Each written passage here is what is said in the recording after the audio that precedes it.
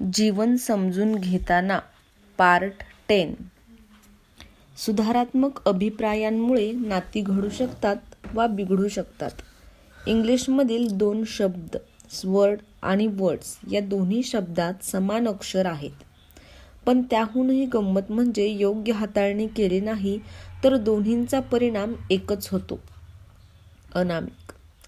हॅरीचं सांत्वन करण्याचा प्रयत्न करत मी म्हणालो, आपल्या वाट्याला येणारं नैराश्य हे बहुतेक वेळा नात्यांमध्ये चुकीच्या पद्धतीने वागण्यातून येतं.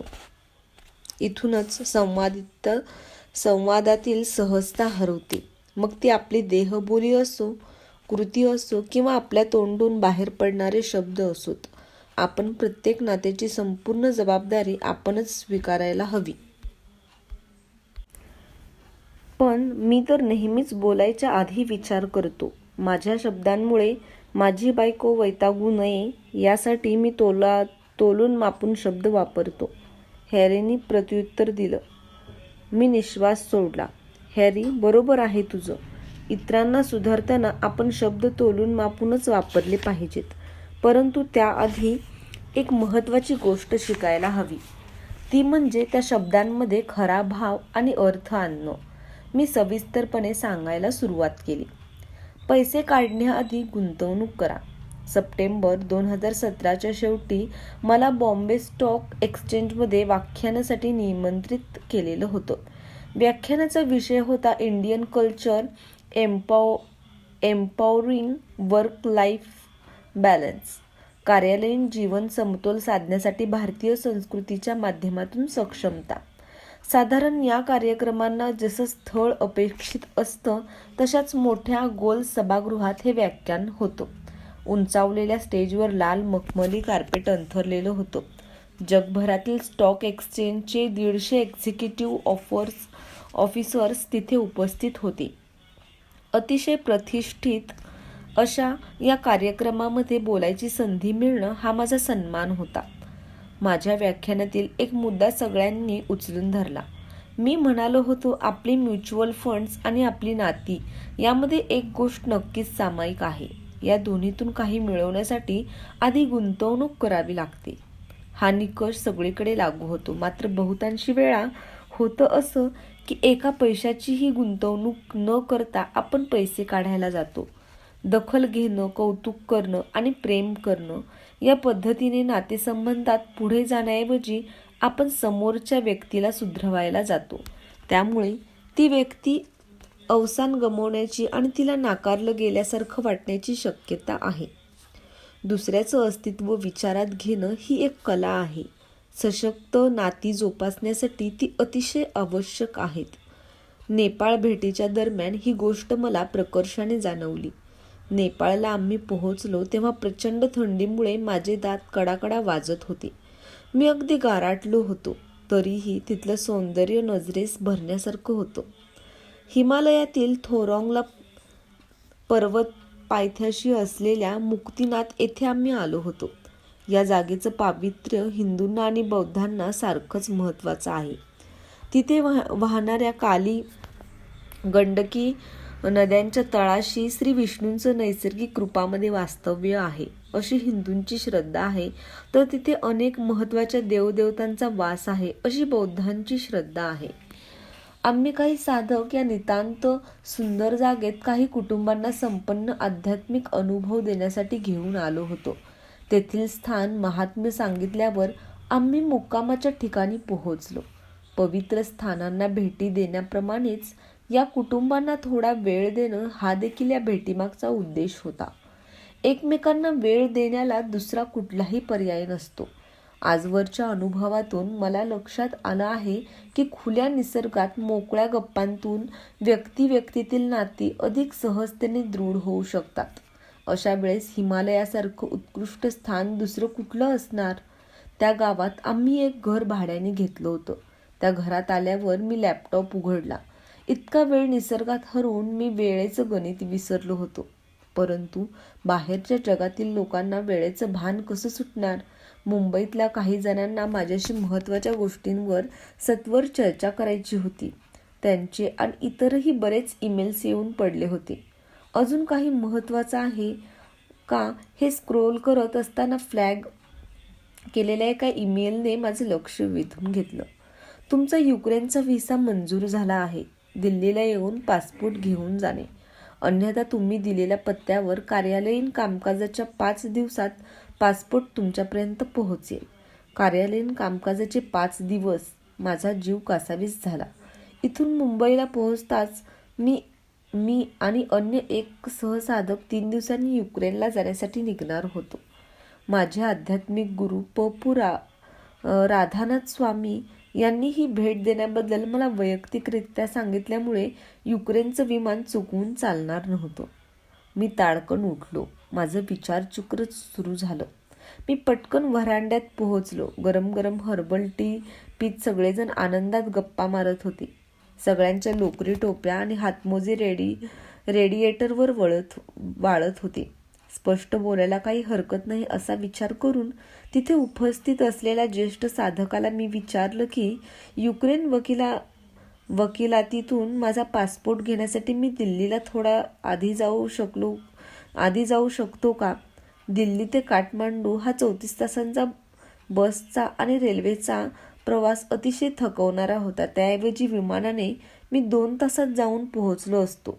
माझा अमूल्य वेळ वाचला असता आणि मी पूर्व युरोपकडे योग्य वेळेत रवाना होऊ शकलो असतो. आल्याचा गरम चहाचा घोट घेत त्यांनी मला विचारलं, कसा जाणार आहेस? मी आत्मविश्वासाने म्हणालो, विमान. काही तासात पोहोचेन मी. आणि विमान तिकिटाचे पैसे कोण देणार आहे? माझ्या लक्षात आलं की मूळ मुद्द्याला वेगळं वळण लागत आहे. नाही म्हणजे मंदिर हा शब्द मला उच्चारायचा नव्हता. तिथली गंगाजळी तशीही कमी होती. माझा पासपोर्ट दिल्लीत येऊन पडला आहे, त्यामुळे मला गेलंच पाहिजे. उद्या सकाळपर्यंत तो ताब्यात घेतला नाही तर आम्ही युक्रेनला वेळेवर पोहोचू शकणार नाही.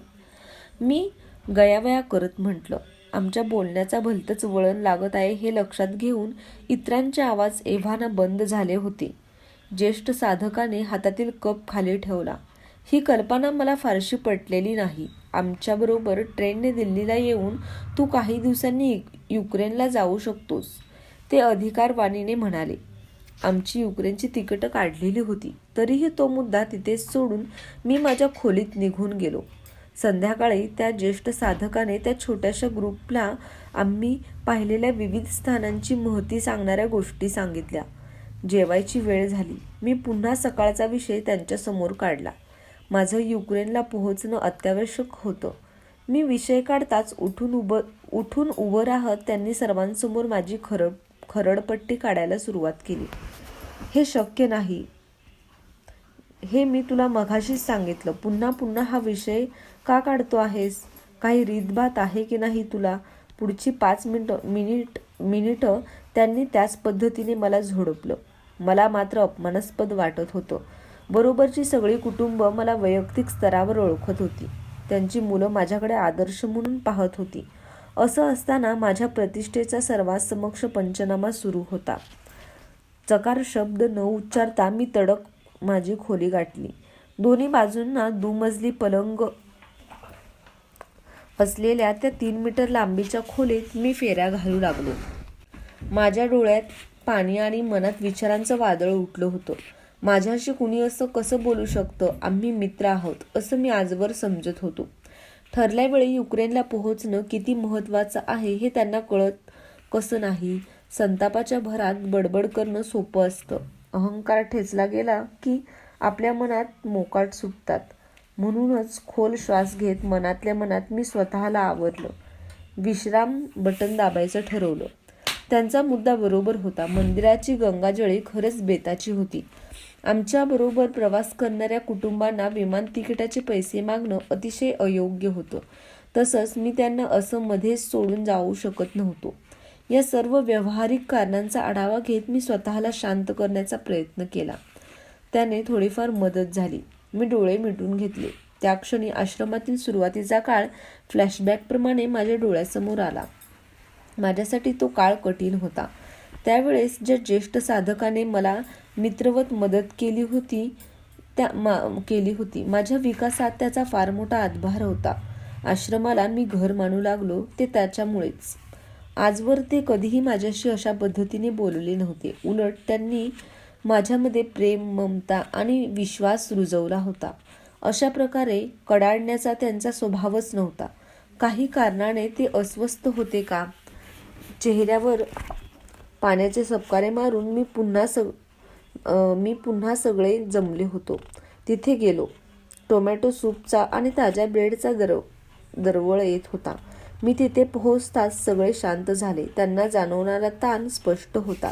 काही झालंच नाही अशा अविर्भावात मी वावरू लागलो. ज्येष्ठ साधकाने माझ्याकडे पाहिलं. आमची नजरानजर झाली. क्षमा मागण्याची आणि करण्याची ती आमची सौम्य पद्धत होती. सगळ्यांनी सुटकेचा निश्वास टाकला. झाली गोष्ट मी विसरून गेलो. तो मुद्दा आम्ही पुन्हा उपस्थित केला नाही. ठरल्याप्रमाणे सकाळी आम्ही काठमांडू बसस्थानकावर पोहोचलो.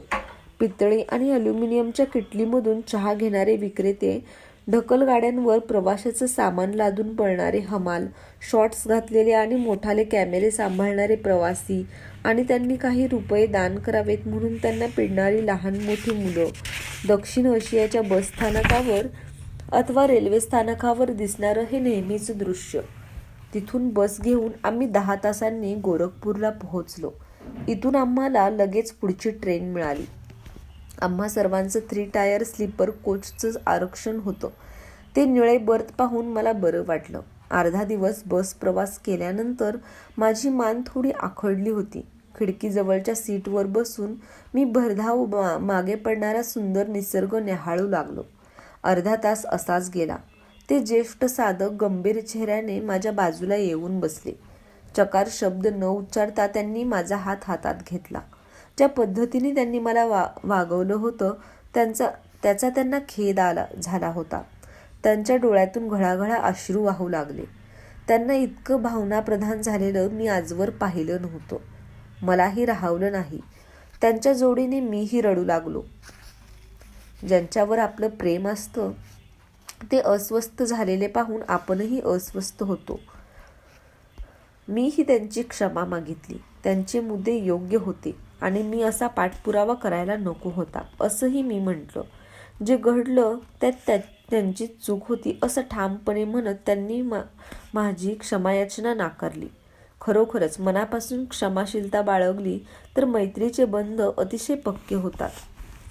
ज्या कुटुंबांना आम्ही हिमालयात घेऊन गेलो होतो त्यांना आम्ही काही आठवड्यांनी पुन्हा भेटलो.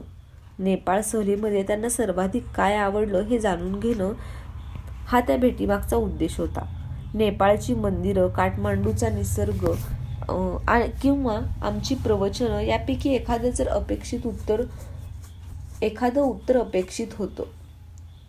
झालं भलतंच. सगळ्यांनी एकमेकांनी सांगितलं की मी आणि ज्येष्ठ साधक यांच्यातील मैत्रीचा अनुभव घेणं ही त्यांच्या दृष्टीने सर्वाधिक संस्मरणीय गोष्ट होती. शाब्दिक चकमक ते निरपेक्ष क्षमाशीलता हा प्रवास त्यांनी अनुभवला होता. आमच्यातील दृढ संबंधांमुळे ते अवाक झाले होते.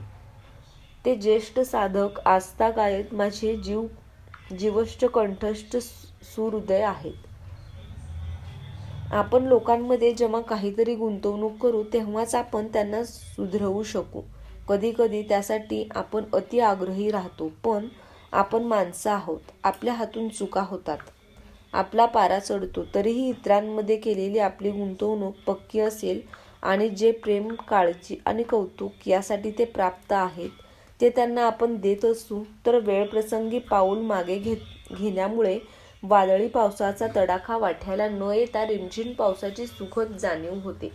याचा अर्थ असा नाही की आपण कधीही सुधारात्मक अभिप्राय द्यायचा नाही. योग्य प्रकारे अभिप्राय देणं ही एक कला असून आपण ती आत्मसात केली पाहिजे. कशी ते मी समजावून सांगतो. सुधारात्मक अभिप्राय एक कला. माणसाला इतर कितीही गरजा असल्या तरीही आपण इतरांवर प्रेम करणं आणि आपल्यावर इतरांनी प्रेम करणं ही प्रत्येक व्यक्तीची मूलभूत गरज आहे. आपल्या नात्यांमधून हा मंत्र सफल होतो. तुम्हाला आश्चर्य वाटेल पण आपल्या सर्वाधिक जवळच्या नात्यांकडे आपण दुर्लक्ष करतो किंवा त्यांच्याशी दुर्वर्तणूक करतो. बहुतेक वेळा हे अनवधानाने घडतं किंवा इतरांशी कसं वागावं हे समजून घेण्याची अक्षमता आणि अज्ञान आड येतं. कदाचित आपले उद्देश योग्य असतीलही, परंतु अयोग्य मार्गाने दिलेल्या सल्ल्यांमुळे लाभ कमी आणि हानी जास्त होते. म्हणूनच योग्य प्रकारे हाताळणी करायला आपण शिकलं पाहिजे. ही क्षमता विकसित करण्याची अंतर्मुख झालं पाहिजे. त्यानंतर कटाक्षाने तिचा सराव केला पाहिजे. कोणालाही सुधारात्मक अभिप्राय देण्याआधी पुढील 4 प्रश्नांचा विचार नक्की करा. हा सुधारात्मक अभिप्राय देण्यासाठी मी योग्य आहे का? त्या व्यक्तीला तुम्ही सुधारणं योग्य आहे का? या संदर्भात एक जोक आहे. प्रत्येक स्त्रीला वाटतं की आपलं मूल जगात सर्वोत्तम आहे आणि प्रत्येक पुरुषाला वाटतं की शेजारची बायको सर्वोत्तम बायको आहे. समजा कुणाचं मूल धडपडत असेल तर आपण पटकन ओरडून त्याला सावध करू, परंतु असं अपवादाने घडतं. सर्वसामान्य परिस्थितीत इतरांच्या मुलाला आपण सुधारात्मक अभिप्राय देतो का? दुसऱ्यांच्या नवऱ्याला अभिप्राय देतो का? सहसा नाही. म्हणूनच विचार करायला हवा की अभिप्राय देण्याच्या दृष्टीने मी योग्य व्यक्ती आहे की माझ्यापेक्षा दुसरं कोणी अधिक योग्य आहे? मी नातेवाईक आहे का? मी मित्र आहे का? योग्य अभिप्राय देण्याच्या दृष्टीने माझा तेवढा अधिकार आहे का? यापैकी एकाही प्रश्नाचं उत्तर हो आलं तर तुम्ही पुढे व्हायला हरकत नाही. सुधारात्मक अभिप्राय देण्यामागे माझा उद्देश योग्य आहे का? असं म्हणतात की आपल्या इच्छा आणि उद्देशांवर आपण नियंत्रण ठेवू शकतो. आपल्याला काय हवं आहे हे आपल्या इच्छा ठरवतात आणि आपले उद्देश आपल्याला ते का हवं आहे हे ठरवतात. बहुतेक वेळा घडून गेलेल्या गोष्टीचा वचपा काढण्यासाठी आपण दुसऱ्याला सुधारू पाहतो. कदाचित त्याबद्दल असलेल्या आकसापोटी आपण आलेल्या संधीचा वापर करत सूड घेण्याच्या उद्देशाने त्याला सुधरवू पाहतो. तथापि आपला हा उद्देश असता कामा नये. मैत्रीच्या नात्याने आपण पुढे व्हायला हवं. आपला उद्देश योग्य असून ते ज्या चुकीच्या मार्गाने जात आहेत त्या मार्गावरून त्यांना बाहेर काढायला मदत म्हणून आपण पुढे होत आहोत हा विवेक आपण मनात बाळगला पाहिजे. प्रेमाच्या कुठल्याही नात्याकडून मिळालेला अभिप्राय कदाचित पचनी पडणार नाही, पण तोच जर योग्य मार्गाने मांडला तर तो सुसह्य होईल आणि अचूक परिणाम साधेल. सुधारात्मक अभिप्राय देण्याची योग्य पद्धत मी जाणतो का? जॅक इलेक्ट्रिकल इंजिनियर होता. डिझाईन या क्षेत्रात काम करताना त्याला भौतिकशास्त्राच्या जटिलतेशी रोज सामना करावा लागत असे. काम करताना शारीरिक, मानसिक आणि बौद्धिक स्तरावर त्याचा कस लागत असे. त्याच्या हातून क्षुल्लक चूक झाली तर कंपनीचं कोट्यावधी रुपयाचं नुकसान आणि जॅकच्या नोकरीवर गदा अटळ होती. तो गुरुवार होता. जॅक प्रचंड थकला होता. कधी एकदा घरी जाऊन जिल बरोबर जेवतो असं त्याला झालं होतं. तुमच्या लक्षात आलंच असेल की जॅक आणि जिलची गोष्ट माझ्या सुपीक मेंदूतून आली आहे, पण मी खात्रीने सांगतो की ती ऐकून आपला उद्देश सफल होणार आहे. जॅकची बायको जिल स्वतः शेफ असल्यामुळे आपल्या नवऱ्याला नित्य नवीन पदार्थ खाऊ घालण्याची आवड तिला होती. त्या संध्याकाळी तिने वेगळ्या प्रकारचं सूप केलं. ती जॅकची आतुरतेने वाट पाहत होती. जॅक घरी पोहोचला. अति थकव्यामुळे त्याचा चेहरा उतरला होता. हातातली ब्रीफकेस बाजूला भिरकावत टाय सैल करत बायकोला हॅलो म्हणत तो सरळ डायनिंग टेबलपाशी बसला. वा, सूप फार छान दिसत आहे, तो म्हणाला. वेगळं सूप केलं आहे मी आज, त्यासाठी दिवसभर राबले आहे. पहिला घोट तू घ्यावास अशी माझी इच्छा आहे, जिल उत्सुकतेने म्हणाली. जॅकने स्वतःच्या वाडग्यात डावभर सूप वाढून घेतलं. लाल रंगाच्या त्या सूपमध्ये क्रीम टाकलं. त्याची प्रत्येक हालचाल कौतुकाने पाहणाऱ्या जिलकडे कटाक्ष टाकत त्याने मला पहिला घोट घेतला. टोमॅटोची चव उत्तम, मिरचीचं प्रमाण योग्य, मीठ गडबड. सूपमध्ये मीठच नव्हतं. त्याने बायकोकडे पाहिलं. दोन्ही हातांवर हनवटी तोला टेबलवर कोपरे टेकून पुढे झुकून ती त्याला न्याहाळत होती. अशा परिस्थितीत तुम्ही काय केलं असतं? आधीच तुम्ही कामावरून प्रचंड थकून आला आहात. पदार्थ बिघडला आहे हे तुम्ही बायकोला कशा पद्धतीनं सांगितलं असतं? सुदैवाने जॅकने पटकन विचार करत एक योजना आखली. दुसरा चमचा हातात घेत तो हसून म्हणला, किती दिवसात मी तुला प्रेमाने भरवलंच नाही. घे ना एक घोट, असं म्हणत त्याने तिला चमचाभर सूप भरवलं. अरेच्या मीठ घालायला तर विसरलेच. तिची चूक तिच्या पटकन लक्षात आली. सूपमध्ये मीठ नाही हे जॅक आपल्या बायकोला रागाने सांगू शकला असता, परंतु डोकं आणि मन ताळ्यावर ठेवून त्याने प्रतिक्रिया व्यक्त केली. सहसा लोक संवेदनशीलतेने वागतात. आपलं चुकलं आहे हे ते मान्य करतात, पण ते जर कुणी प्रेमाने सांगितलं तर सांगितलं तरच. कठोर शब्दात निर्भरस्तना करत कानउघडणी केली तर करणारा आणि ऐकून घेणारे या दोघांच्याही मानसिकतेवर विपरीत परिणाम होतो. ज्या व्यक्तीला ऐकून घ्यावं लागतं ती कालांतराने मिटून जाते. आपण काय बोललो यापेक्षा आपण कसं बोललो हे फार महत्त्वाचं आहे. आपला स्वर, देहबोली आणि हावभाव तोंडातून निघालेल्या शब्दांपेक्षा अधिक प्रभावी असतात. ही वेळ योग्य आहे का? मध्यवर्ती लंडनच्या सोहो स्क्वेअर या ठिकाणी माझ्या आयुष्यातला सर्वाधिक अप्रौढिक क्षण आला. दुसऱ्यातील दोष शोधण्याच्या वृत्तीतून बाहेर येणे या विषयावर मी तासाभराचं प्रेझेंटेशन नुकतंच संपवलं होतं. ते संपताच श्रोत्यांपैकी एक जण तडक उठून आला. प्रेझेंटेशनबद्दल आभारी आहे, परंतु मला अजिबात आवडलं नाही ते, असं त्याने माझ्या तोंडावर म्हटलं. त्याला न आवडलेल्या मुद्द्यांची यादी त्याने मला सांगितली. जिलने आळणी सूप वाढलं म्हणून जॅक जर किंचाळला असता तर जिलला असं वाटलं असतं, तसंच मला त्या क्षणी वाटलं. तासभर जीव ओतून प्रेझेंटेशन दिल्यानंतर पुढच्या क्षणी अशी तीव्र प्रतिक्रिया मिळण्याचा तो अनुभव विदारक होता. त्याने म्हटल्याप्रमाणे कदाचित माझ्या बोलण्याने त्याचा छळवाद झाला असेलही, परंतु ते सांगण्याची त्याची वेळ चुकली होती. समजा त्याने काही दिवसांनी या सगळ्या गोष्टी सांगितल्या असत्या तर तोवर आम्हा दोघांची मनस्थिती अधिक चांगली असती. यावरून महत्त्वाचा मुद्दा लक्षात येतो की केवळ संताप व्यक्त करणं योग्य नाही, त्यामागची कारणी मीमांसा आपण दिली पाहिजे. भावनांचा भडीमार केला तर त्यातून आपली कटुता तेवढी समोरच्याला जाणवू शकते. त्याउलट आपण आपल्या भावना इतरांना समजवून दिल्या तर तेही आपल्याला समजून घेऊ शकतात. यातून असं लक्षात येतं की डोक्यात राग घालून अभिप्राय देणं योग्य नाही, मग तो कितीही योग्य का असेना. त्यासाठी योग्य वेळ निवडलेली बरी. एखाद्याला सुधारात्मक अभिप्राय देण्याआधी स्वतःला वरील 4 प्रश्न तुम्ही जर विचारू शकलात तर तुम्ही दुसऱ्याचं जीवन बदलवू शकता. समोरच्या व्यक्तीला समजून घ्यायचं असेल तर आपल्याहून अधिक अनुभवी व्यक्तींशी चर्चा आणि नंतर त्यावर मनन गरजेचं आहे. प्रत्येक परिस्थिती वेगळी असते. तत्त्व जरी समान राहिलं तरी व्यक्ती तिच्याशी असलेलं आपलं नातं परिस्थितीनुरूप तत्त्व उपयोगात आणण्याचं तंत्र बदलू शकतं. मला सांगा, ज्या पद्धतीने तुम्ही तुमच्या मुलांना सुधरावता ती पद्धत जोडीदाराला सुधरवण्यासाठी वापराल का? ज्याप्रमाणे एकाच मापाचे कपडे सगळ्यांना बसत नाही, त्याचप्रमाणे एकच सुधारात्मक पद्धत प्रत्येकाला लागू होत नाही. वागायची ही पद्धत रुजवून आणि तिचं सवयीत रूपांतर होण्यासाठी सराव गरजेचा आहे.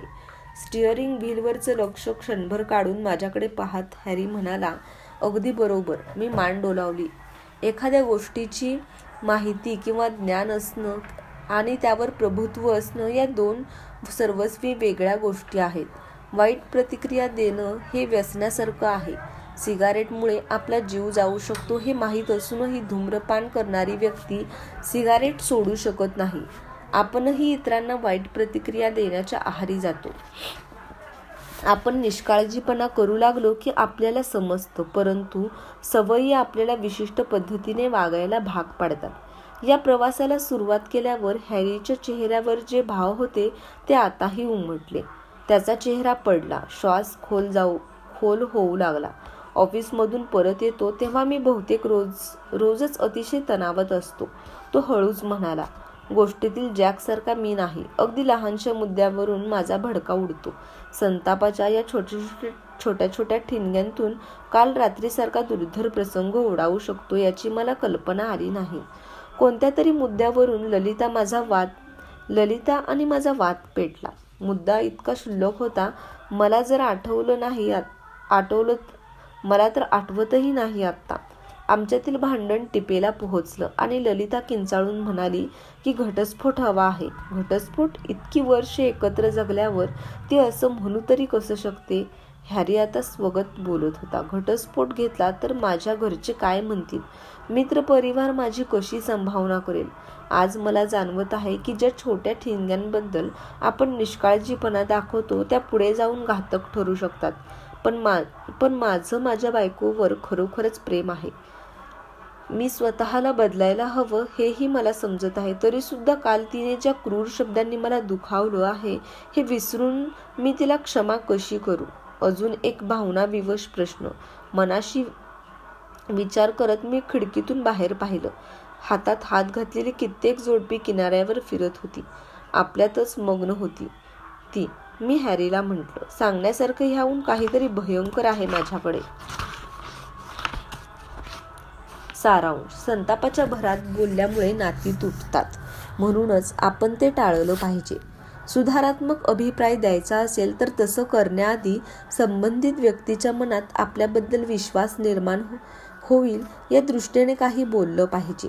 विचार करा, नेपाळमध्ये जे घडलं त्याने मी भावनिक स्तरावर दुःखी झालो, तरीही स्वतःला सावरू शकलो, कारण माझी चूक दर्शवणाऱ्या त्या व्यक्तीने माझ्यासाठी आजवर केलेल्या अनेक गोष्टींची आठवण मला झाली. सुधारात्मक प्रतिक्रिया हे एक कौशल्य आहे. त्याची 4 तत्व आहेत. स्वतःला विचारा, सुधारात्मक प्रतिक्रिया द्यायला मी योग्य व्यक्ती आहे का? सुधारात्मक प्रतिक्रिया देण्यामागे असलेला माझा उद्देश योग्य आहे का? सुधारात्मक प्रतिक्रिया देण्यासाठी योग्य मार्ग मला माहीत आहे का? ही वेळ योग्य आहे का? ही 4 तत्व सहजतेने अंमलात आणण्यासाठी वेळ द्यायला हवा, कारण अविचाराने सुधारात्मक प्रतिक्रिया देण्याचं व्यसन अनेकांना लागलेलं दिसून येतं. धन्यवाद.